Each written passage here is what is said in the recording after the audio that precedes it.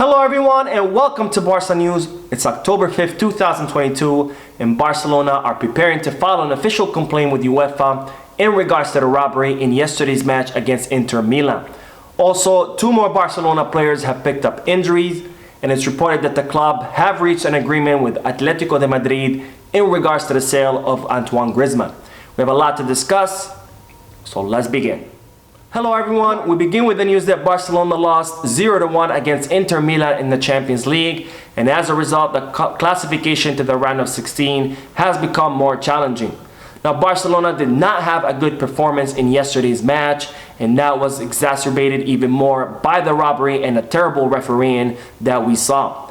Now Barcelona lined up the same way I predicted in a previous video, with Marc Ter Stegen in goal, Sergio Roberto on the right back position, Eric Garcia and Andreas Christensen as center backs, and Marcos Alonso as the left back. Now in the midfield we saw Gabi, Sergio Busquets and Pedri, and in the offense we saw Dembele, Robert Lewandowski and Rafinha. Now I touched on this in a previous video over the weekend after Barcelona's victory over Real Mallorca 1-0, and in that video I said that even though Barcelona had won, they needed to work on creating space against teams that park the bus and defend with all players.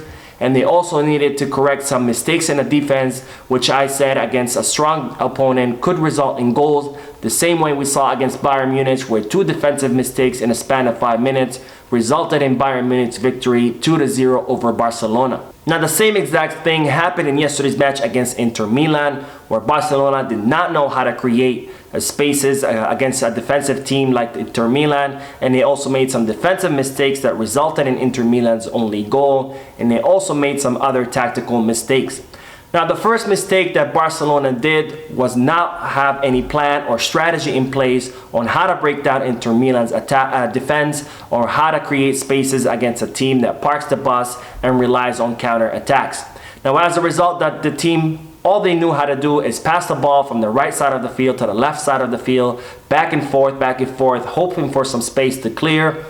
And the other thing that the team continuously did over and over again with no luck was to have Dembele run on the right side and shoot crosses to the box in hope that somebody would push the ball in the back of the net. But that of course never happened because Inter Milan had way too many defenders in the box. Now this was a clear mistake by Xabi, who did not prepare the team and had no strategy or plan in place on how to create space and break down Inter Milan's defense, and he also made the tactical mistakes of not using his interiors, specifically Gabi.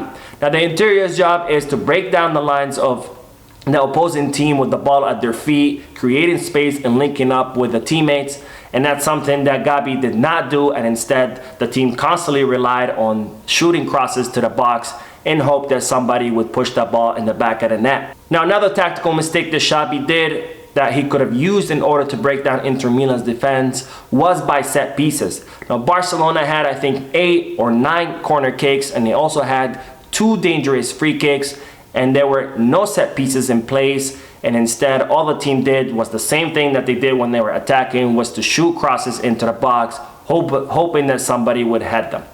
Now the second mistake that the team did was defensive mistakes, where whenever the ball was loose in Barcelona's half, all the defenders just stood around looking at the ball instead of rushing to try to get it or to put pressure on Inter Milan's players. And as a result, Inter Milan were able to have 2 dangerous shots from outside the box. The first one was luckily blocked by Marc Ter Stegen, but the second one did result in Inter Milan's goal. Now the third mistake that Xabi made was the lineup itself, starting with Marcos Alonso starting for Alejandro Balde.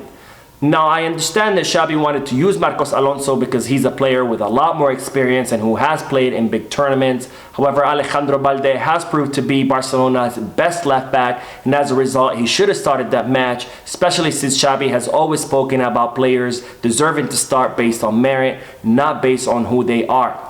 Now this is not to say that Marcos Alonso did a terrible job. He did not. He did do his job. He was solid defensively and he contributed a lot to the offense. But the tactical mistake was in the fact that Xabi used Marcos Alonso as a fullback who was constantly attacking very deep into Inter Milan's half.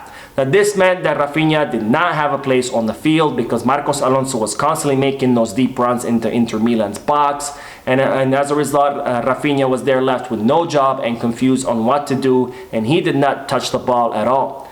Now the second mistake that Xabi did with the lineup was to have Dembele on the right wing with Rafinha on the left wing. Now Dembele is a player who can use both of his legs, but Rafinha on the other hand is a right-footed player who's always played as a right winger. So having Rafinha on the left side meant that he was in a natural position, and coupled with the fact that Marcos Alonso was making those deep runs into Inter Milan's box, meant that Rafinha did not know what to do, and as a result he barely touched the ball during the 60 minutes that he played.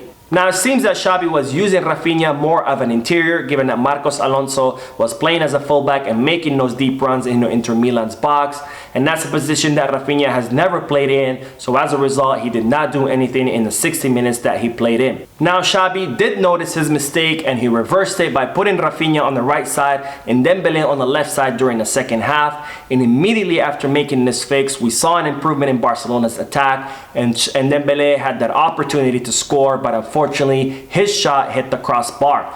Now what I don't understand is that Xabi a few minutes later decides to sub out Rafinha and he brings in Ansu Fati. Now Xabi had already made the mistake of having Rafinha start on the left, and as soon as he fixes that mistake we see that decision pay off and we see an improvement in Barcelona's offense. And what does Xabi do? He takes out Rafinha, which blows my mind, and I don't understand why he did that, and that only adds to the long list of things that Xabi did yesterday that made absolutely no sense. Now the third mistake that Xabi did with the lineup is not to include Franck Kessie in the place of Gabi. Now Gabi is of course a brilliant player and he deserves a start in Xabi's midfield. However, this was not the match for Gabi. This was more of a match for a player with the profile of Franck Kessie, who can break the lines of the opposing team, make successful runs to the box, but at the same time is very strong defensively and can hold the midfield in the case of counter attacks. Not to mention, of course, that Franck Kessie has played in the Italian league and has played against Inter Milan several times, so this was definitely a match for the Ivorian midfielder. Now this was very evident when Franck Kessie came in the 82nd minute, and right away he had a positive impact on the team's performance, making several successful runs to the box and even getting that dangerous free kick for Barcelona. Now the fourth mistake that Xabi did overall in yesterday's match were the substitutions. Now Dembele had a terrible match yesterday where he lost 38 balls, and in fact several of those balls were not lost in duels, but it was Dembele who gifted those balls to Inter Milan, and as a result was causing problems for Barcelona's defense because a lot of those gifts turned into Inter Milan's counter attacks. Now I understand that Xabi heavily relies on Dembele and he has faith in the French player, and thanks to Xabi is why Dembele has had a change in form and attitude. But if your player is not having a good performance, that you need to sub him out. So Dembele should have been subbed out in the first half, or at least during halftime, and Ansu Fati should have came in for Dembele and played on the left side, and Xabi should have had Rafinha play on the right side. Now another mistake with a substitution were that the substitutions came too late. Alejandro Balde came in for Marcos Alonso in the 62nd minute, and I believe that this substitution should have came at least during halftime. Now the third substitution that Xabi Erdwin was with Franck Kessie, who came during the 82nd minutes, and as I've stated before, this was a match that Franck Kessie should have started in, and if Xabi did not want to start Franck Kessie, he should have at least brought him during halftime, or at least brought him during the 60th minute, not during the 82nd minute when there was barely any time left on the clock. Now overall, this was a terrible performance by Barcelona, where they didn't know how to create space or break down Inter Milan's defense, and they also made defensive mistakes that resulted in Inter Milan's goal. Now this was a huge miss by Xabi, who made a mistake in the lineup, he made a mistake in the substitutions, and more importantly, he made a mistake where he did not plan and had no strategy in place on how to break down Inter Milan's defense or how to play against a defensive team that's like Inter Milan, who like to park the bus and counter attacks. Now, despite Barcelona's poor performance, we cannot ignore the obvious, and that is that Barcelona were robbed in yesterday's match with the terrible refereeing calls. Now, the first bad call from the referee was not to award Barcelona a penalty kick, when Denzel Dumfries jumped up in here and swatted the ball with his hand inside the box. and this was a clear penalty and it was not even debatable. Now, not only did the referee miss that clear penalty call, but VAR did not correct his mistake, and to top it all off, the referee refused to go to the VAR monitor to review this play when he did review the VAR monitor in the first half on Eric Garcia's handball that was disallowed by offside. And according to FIFA's rules, offsides do not require referees to go to the monitor because they're not open to interpretation. It's simple as you're either offside or you're not, and yet the referee decided to go to the monitor to review it, but he refused to review the clear penalty call that Dumfries caused, denying Barcelona the tying goal and robbing us from that 1-1 score. Now, it's reported that the VAR referee did not call penalty on Dumfries because he thought that it was Ansu Fati who swatted the ball, not Denzel Dumfries, which is absolutely unacceptable because in the VAR age, it makes you wonder, why the hell do we even have VAR if the referee cannot even tell one player from the other, especially since they're two players on two different teams and all you have to do to distinguish them is look at their uniform. Now, it's also good to know that the VAR referee in this match was the same VAR referee in Barcelona's match against Bayern Munich, who also did not call a penalty when Alphonso Davies brought down Dembélé in the box, and that could have resulted in a different outcome, given that that call was made when Barcelona were dominating in the first half against Bayern Munich, and a goal in their favor could have definitely changed the outcome and could have even given us 3 more points. Now, the second mistake that the referee did was disallowing Pedri's goal. Now, Inter Milan's goalkeeper cleared the ball in the direction of Ansu Fati, and as a result, the ball brushed Ansu Fati's hand and then landed in the place where Pedri was, who pushed the ball in the back of the net. But VAR reviewed that play and disallowed the goal because they called a handball on Ansu Fati. Now, according to FIFA's rules, if a player accidentally touches the ball or unintentionally causes a handball and it's his teammate that scores the ball, then that goal should be allowed. And that is exactly what happened here. It was Ansu Fati who unintentionally touches the ball. It was because Inter Milan's goalkeeper clears the ball in his direction, and in fact Ansu Fati had no influence on that play. The ball did not change directions. It did not land in the direction of Pedri as a result of Ansu Fati's handball. Not at all. He unintentionally touches it and causes no influence on the ball, and it's Pedri who scores, not Ansu Fati. So according to FIFA and UEFA's rules, that goal should have stood and Barcelona could have been up 1-2, but instead the referee robbed us from that goal, and as a result robbed us from 3 points. Now, the referee made other mistakes, and one of them was that he didn't show a red card to Calhanoglu when he tackled Sergio Busquets with his studs out and almost broke his ankle. Now, it's reported that Barcelona are currently preparing an official complaint to UEFA in regards to yesterday's refereeing, and I'm glad that Barcelona are doing this because that such terrible refereeing in the Champions League should not be allowed. But unfortunately, that's not going to change the outcome of the match, and it's not going to give us those 3 crucial points that we needed in order to qualify for the round of 16.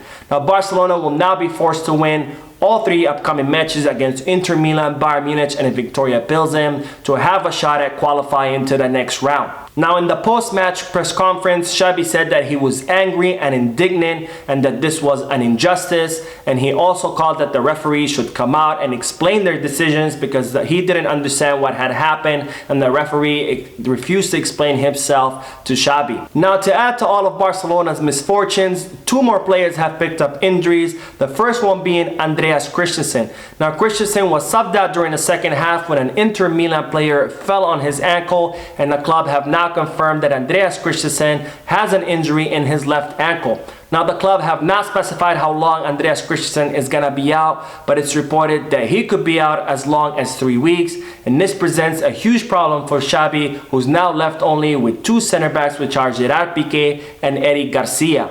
Now, Frank Kessie has also picked up an injury, and the club have confirmed that he has an injury in his adductor muscle in his right thigh. However, Barcelona have not specified how long Frank Kessie will be out, who has joined the long list of injuries along with Ronald Araujo, Jules Koundé, Hector Bellerin, Andreas Christensen, and Memphis Depay. Now, Frankie de Jong was on the injured list, but it's now being reported that he trained with the first team today without any complaints, so the Dutch midfielder could be ready as soon as this weekend. Now, on to the news that Barcelona have reportedly reached a deal with Atletico de Madrid for the sale of Antoine Griezmann. Now, Griezmann is currently on a second year of his 2-year loan deal with Atletico de Madrid, and the Madrid-based club had only been playing him for 30 minutes in order to avoid triggering the clause that would force him to pay Barcelona 40 million euros for the French player. Now, Barcelona were initially contemplating taking Atletico de Madrid to court for what they were doing. However, it's reported that the club have now reached a deal to sell Antoine Griezmann for 20 million euros for Atletico de Madrid because they want to avoid going to court, and they also want to avoid prolonging this whole ordeal, and they don't want Griezmann back in the club because he does have a 25 million euro salary. Now, as I reported in a previous video, Mendy will be extending his contract with Real Sociedad. However, it's now being reported that he will not increase his release clause and it will remain at 60 million euros. Now, Mendy is Xavi's favorite player to replace Sergio Busquets, who could be leaving the club at the end of his contract in the summer of 2023. And it was reported that Mendy was going to extend his contract with Real Sociedad while also extending his release clause from 60 million euros to 90 million euros. Well, it appears that Mendy's release clause will remain at 60 million euros. However, it's reported that Barcelona are not willing to pay that much for the Spanish midfielder. So we're going to have to see whether they're going to try to negotiate that release clause down or whether they're opting out for Ruben Neves, whose agent, Jorge Mendes, has informed Barcelona that Wolverhampton would be willing to allow him to leave for less than 50 million euros. Now, on to the news that it's been revealed that there's a clause in Erling Haaland's contract that would allow him to leave the Real Madrid in 2024 for less than 200 million euros. While the Barcelona have confirmed that that release clause does exist in Erling Haaland's contract, however, it's not for less than 200 million euros, it's for 200 million euros or more, and Real Madrid is not the only club that Erling Haaland could leave to in 2024. Now, it seems that Barcelona are also included in that release clause, and there's a third club which has not been revealed, but it is clear that it's not a Premier League club. So it seems that Erling Haaland could leave Manchester City in 2024 for 200 million euros or more for Real Madrid, Barcelona, or a third club. Now, we will end today's video with the news that a report has come out stating that Lionel Messi will play in Barcelona in 2023, and the negotiations have begun between the club and the player. Now, I'm here to tell you that that report is not true, that Barcelona have confirmed that there are no communications between them and Lionel Messi, and the player has stated in the past that he will not make a decision in regards to his future until the 2022 Qatar World Cup. So that is it for today. I hope you enjoyed the video. If you did, please give me a like. Also, I would like to invite all of you to please leave a comment down below, giving me all your thoughts and opinions about all the news that I share with you. And finally, I would like to invite all of you to please subscribe to the channel so you can stay current on all the latest news in regards to our beloved club, FC Barcelona. Thank you for watching, and we'll see you in the next video. And as always, Peace, Barça.